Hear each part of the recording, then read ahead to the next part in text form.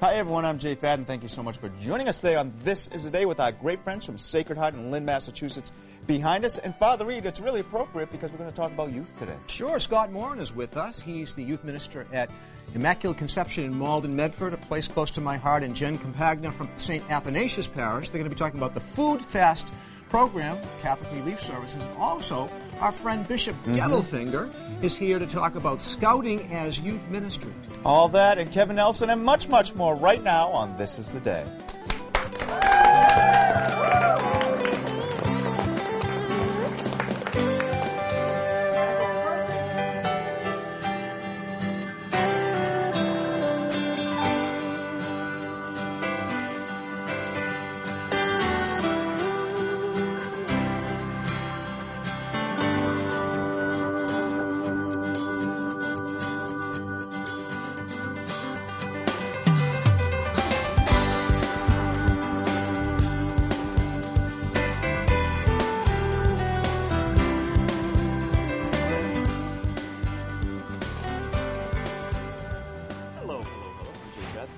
So much for joining us today on This is the Day. I'm with my great friend Father Reed, waiting for the arrival of Kevin Nelson. Kevin Nelson, yeah, he's missing in action. Missing in action. He'll be here. This is just kind of Kevin, you know.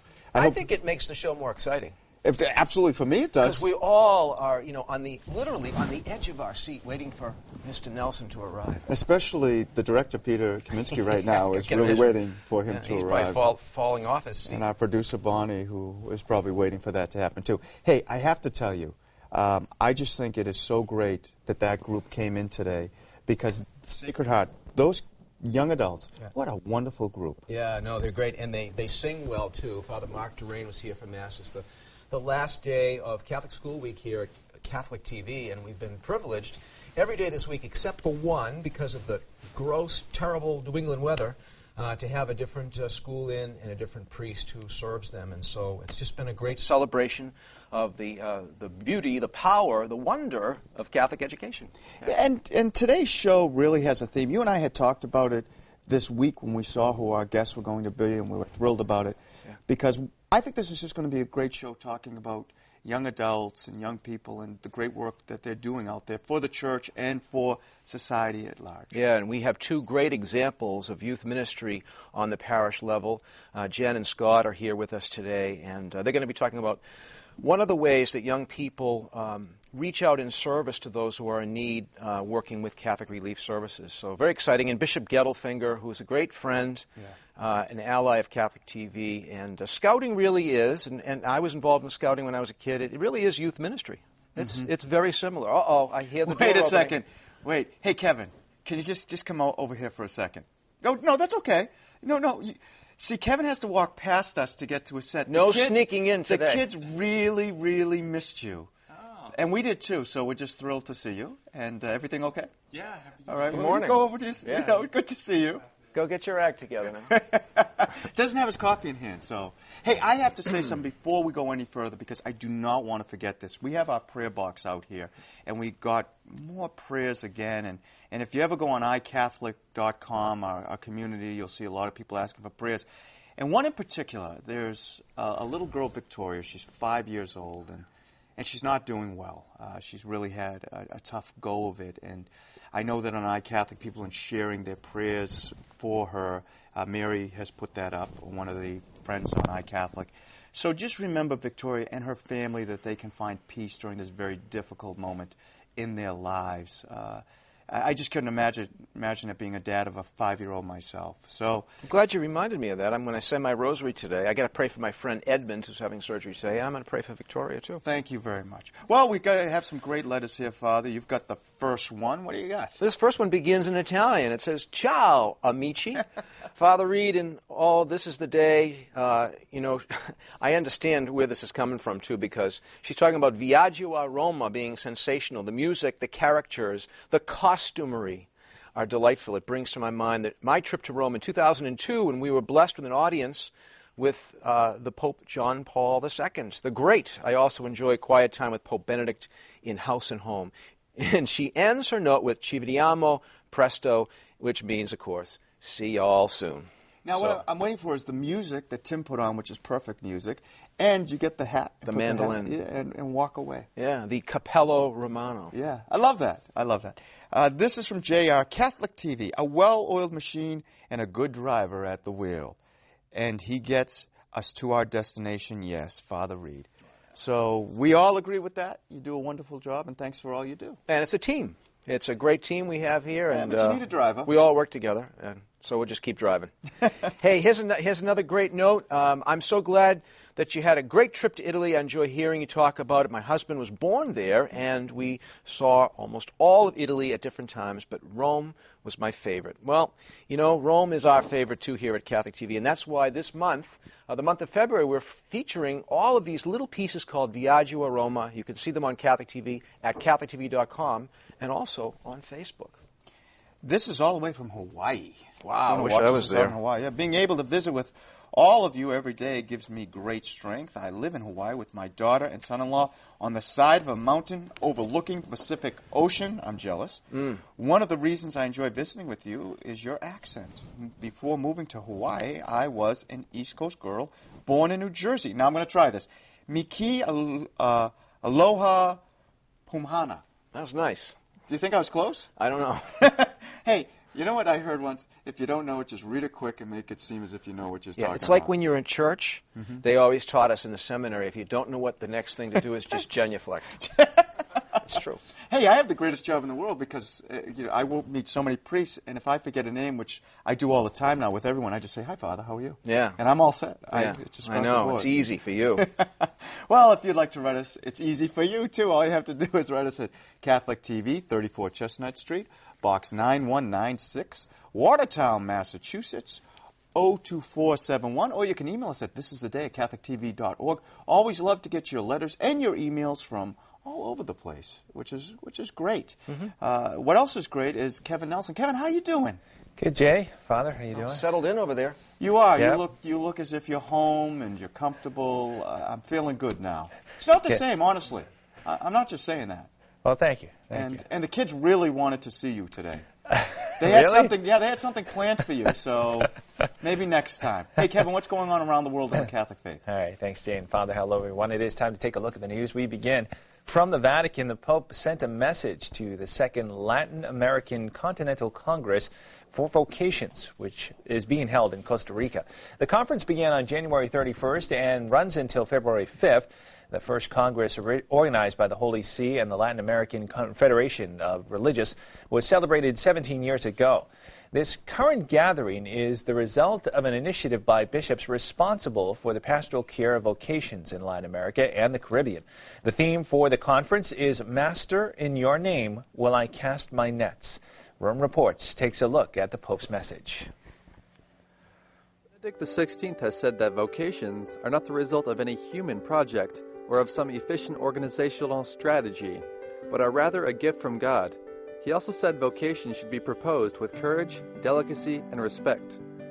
He gave this message to the Continental Congress on Vocations of Latin America, which is taking place in Costa Rica.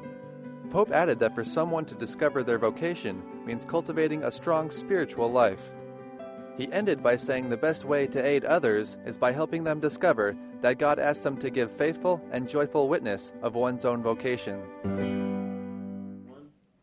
Looking at other news from the Vatican, at his weekly general audience, Pope Benedict XVI dedicated his talk on the life and teaching of St. Teresa of Avila, the 16th century mystic and doctor of the Church.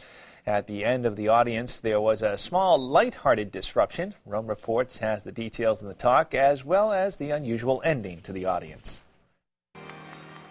During the general audience, Benedict XVI declared that time spent in prayer is not lost, and used St. Teresa of Avila as an example of holiness.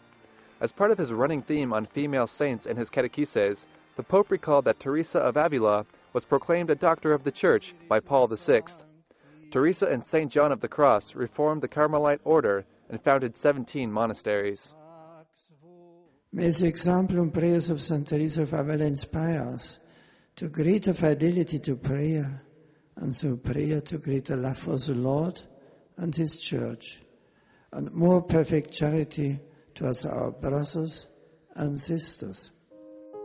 At age 20, St. Teresa entered the Carmelite convent of Avila After becoming seriously ill and having a profound inner struggle, she began to feel mystical experiences of union with God. Teresa considers evangelical and human virtues the basis of an authentic Christian life. She identified deeply with Christ in his humanity and stressed the importance of contemplation of his passion and of his real presence in the Eucharist. Her work includes The Book of My Life, in which she presents her soul to San Juan de Avila. She dedicates her book, The Way of Perfection, as a spiritual program to her followers, and The Interior Castle, or The Mansions, which she wrote later in her life, about the path of Christian life towards holiness. She presents prayer as an intimate friendship with Christ, leading to an ever greater union of love with the Blessed Trinity. A small boy decided to interrupt the normalcy of the audience and ran to greet the Pope. The two briefly spoke before the child returned to his seat. Among the 3,000 attendees were pilgrims from Brazil, Nigeria, and Poland, as well as students from the United States, Norway, Germany, Chile, and France. Looking at news now from Canada, according to a new pastoral letter to young people from Canada's Catholic bishops, a chaste life calls for purity of mind as well as body.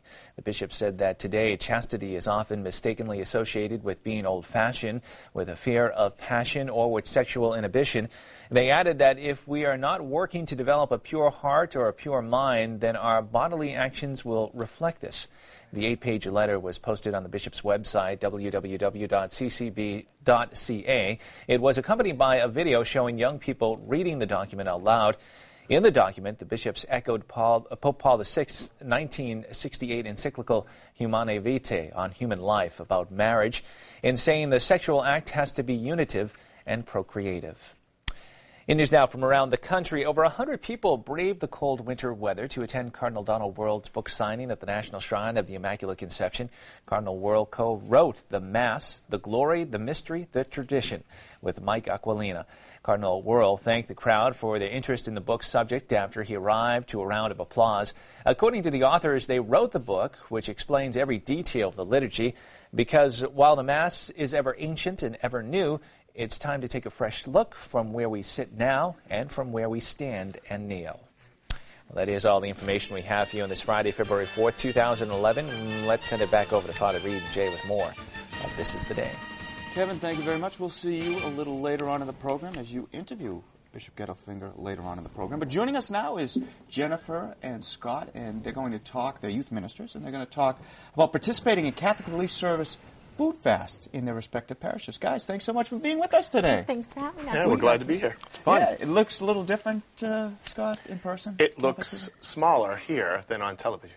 Yeah, well, we try to see what we can do. It looks great on TV. It looks great here, too, though. Yeah, That's nice. better in person. That's what I like. Comfortable chairs. Very.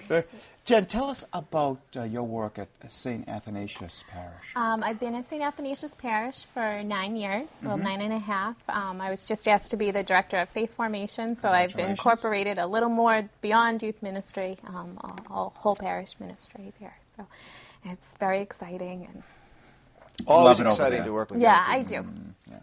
Scott, Immaculate Conception is a place close to my heart as my first assignment as a priest, and youth ministry is something close to my heart, too. And I know service is so important to young people. It should be to all of us. Can you tell us about the implementation of Food Fast at Immaculate Conception, Malden, Medford? Yeah, we started Food Fast probably 8 to 10 years ago. I can't remember, maybe 9 years ago. And we decided to help young people be more involved in the Triduum and in the especially Good Friday and Holy Saturday, and we decided that Food Fast would be an opportunity to experience the suffering and the solidarity of the young people throughout the world who are also suffering. And it's been a very exciting opportunity for young people to not only learn about world hunger, but to experience hunger and to face hunger firsthand and to see the people who are hungry. So how do they, what is the program? What do you do for Food Fast? Well, Food Fast is a 24-hour program for both of us. Mm-hmm. And for both of us, it starts on Good Friday and goes to Holy Saturday. It includes service projects. It includes participating in the Triduum services and masses. It includes fasting for 24 hours. Fundraising. fundraising. Oh, you've raised funds too? Oh, yeah. Yeah, talk about that, Jen. We've raised funds. We ask our students to get sponsors to raise funds for Catholic Relief Services. And so usually like the week before, our parish has the kids after Masses asking for donations to raise funds for the Catholic Relief Services. So we're not just being in solidarity with the poor by being hungry, we're actually raising funds for them at the same time.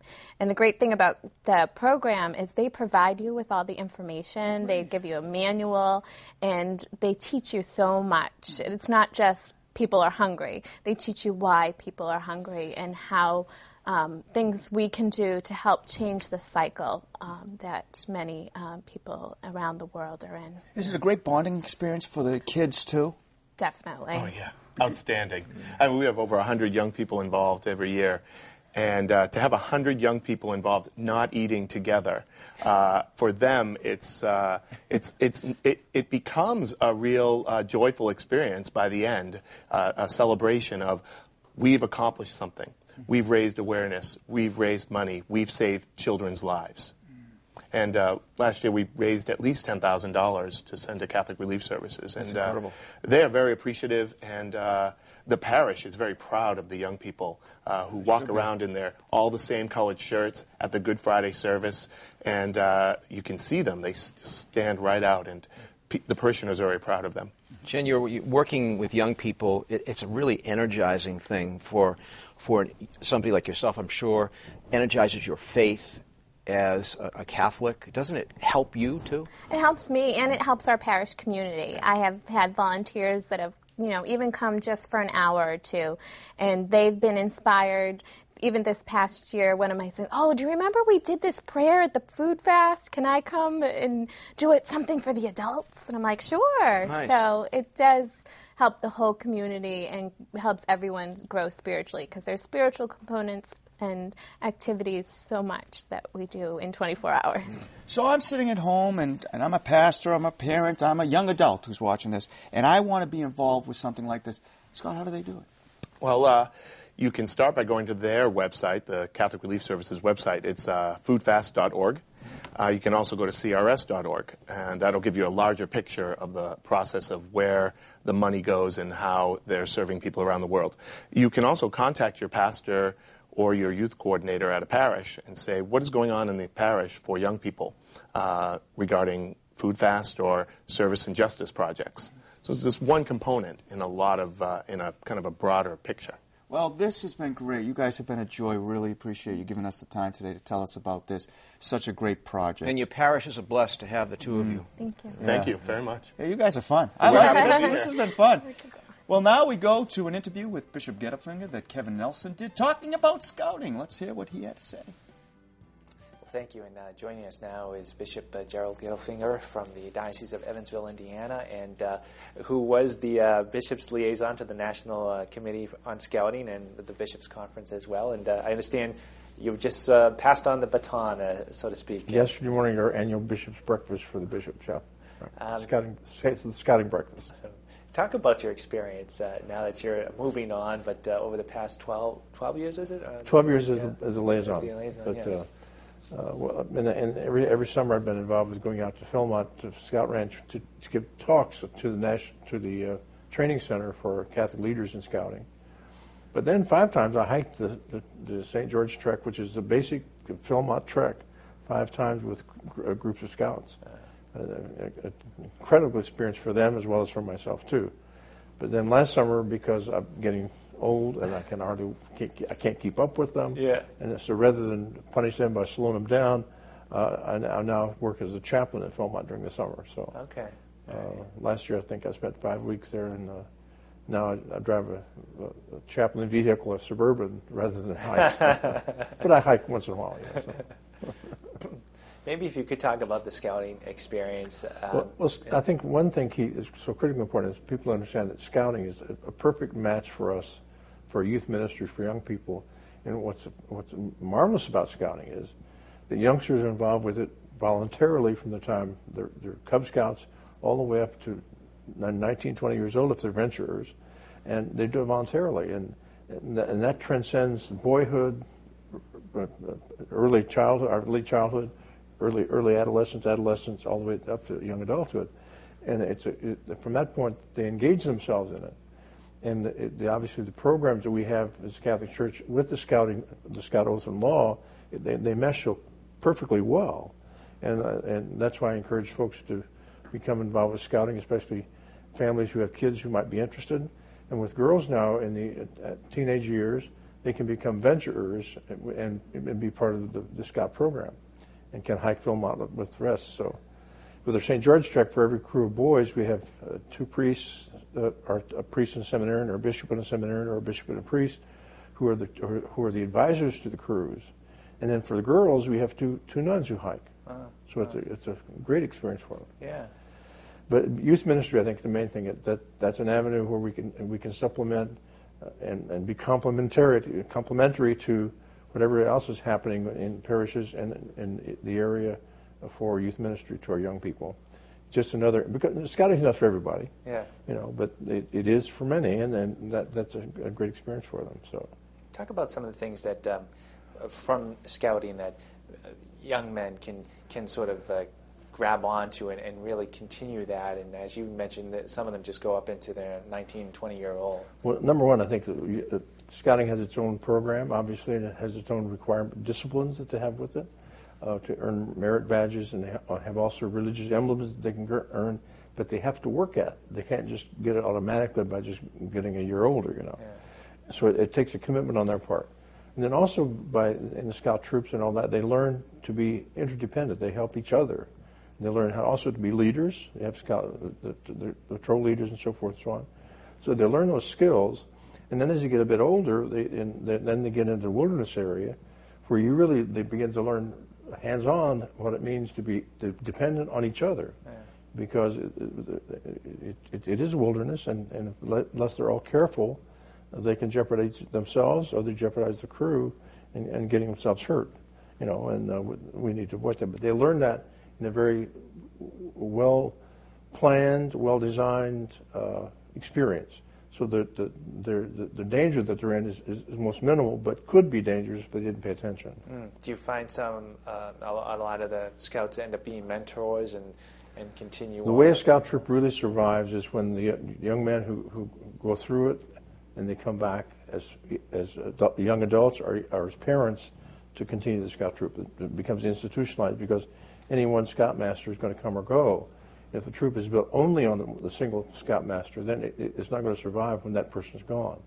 But if the young people who had the great experience come back and volunteer, because that's also one of the great Scout things, is a matter of service, being service to other people, especially those who are particularly in need. If they can learn those traits and gifts, then they really achieved a good Scout. They fulfilled the Scout oath in the full sense of the word. So, yeah. Well, there's another thing that right now I think this would be important too. Is we're really a great outreach, not only by the National Catholic Committee on Scouting, but also the National Boy Scouts of America reaching out. How can we get more and more of our young immigrants coming into our dioceses? And in my area, it's a rural area, but we have folks coming in from Mexico. We have folks from Salvador, Guatemala, who are Spanish speaking, and sometimes they're reticent to become engaged or involved. And how might we reach out to them? So there's going to be a particular push this winter and spring and the summer to how we find ways to invite young Latin-speaking or Spanish-speaking students and their families to become engaged in the Scouting process, because they can gain so much by it. It also helps to bridge a bridging generation in terms of the language issue. If they speak, because typically teenagers will speak both languages. Okay, yeah. The kids, youngsters as well, but maybe their parents don't at all. So that can help to bridge that. So. And well, we thank you for your service and for stopping by here. And you're going to still be involved as well. I'm going to be very much involved when I maybe get retired. I'll maybe spend the whole summer as chaplain at Philmont. So. There you go. No, I intend, because it's such a fantastic program, and I want to be much a part of it. So. Well, we appreciate you stopping by again, Bishop. Well, thank you for your work, and thank you for making it possible for us to get the word out. Okay? Yeah. All right, thank you, Bishop. And we're going to go back now to the rest of This Is the Day.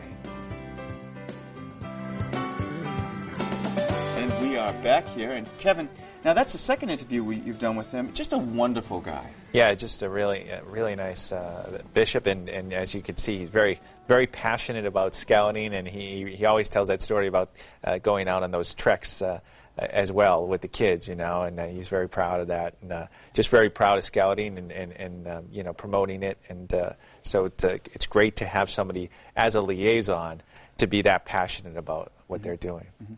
Well, one of the things we're very passionate about here is our magazine, and Father, you happen to have one right there in your hand. It's a fresh one, hot off the press. This is the Catholic TV Monthly for the month of February, and pictured on the cover are a few of the boys from Catholic TV standing in front of the Colosseum because we're kind of focusing on Viaggio a Roma this month, our little pieces, taking you all around the city of Rome, Christian and ancient Rome together.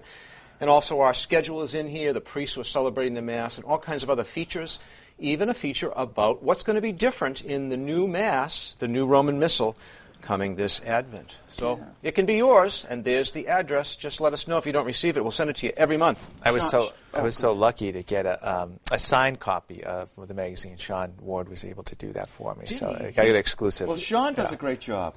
He really does. But you know what, though? There's another guy in there, and he's actually Tim. Come here for a second.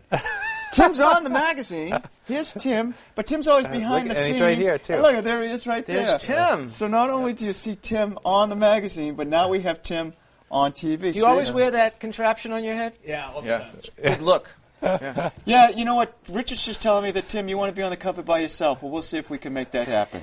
You might have to talk to Sean about that. People are nervous now. They're afraid they're going to get called up. A lot of people. I'm just calling everybody up. Hey, can I say one more thing about the magazine? Sure. If you go to CatholicTV.com and click on the Catholic TV Monthly, you can actually read the magazine online. There's an extended national version there, and it's right at CatholicTV.com. Just click on magazine. The key is extended, too. It's 60 pages almost, right? Right, 60, 70, depending upon the month. Yeah, and talks about great things happening in the Catholic Church all over the country, which is wonderful, from authors that you may or may not know, and when you do know them, you're going to be very excited about it. Well, we'd like to thank all our guests for being on This Is the Day today, and especially, we want to remember in our prayers little Victoria and all the people who sent in for the prayer box today. I know you at home, you might have had some young children or do have young children now, and you can imagine how difficult the struggle is for that family today as they look at their 5-year-old daughter who is not feeling well. So absolutely keep her and all the others in your prayers. We're a powerful prayer community, and know that all of you are in our thoughts and prayers. For all of our young people, those who attend Catholic schools and our religious education programs, our youth ministry programs and parishes, we ask God's special blessing upon them this day. And may Almighty God bless all of you in the Catholic TV family, the Father, the Son, and the Holy Spirit. Amen. Amen. Thank you so much for joining Scott and Jen and Jay and Kevin, Bishop Gettelfinger, and all of us here in the Catholic TV living room. We love coming into yours. Until next time, everyone, God bless and have a great weekend. Enjoy the game.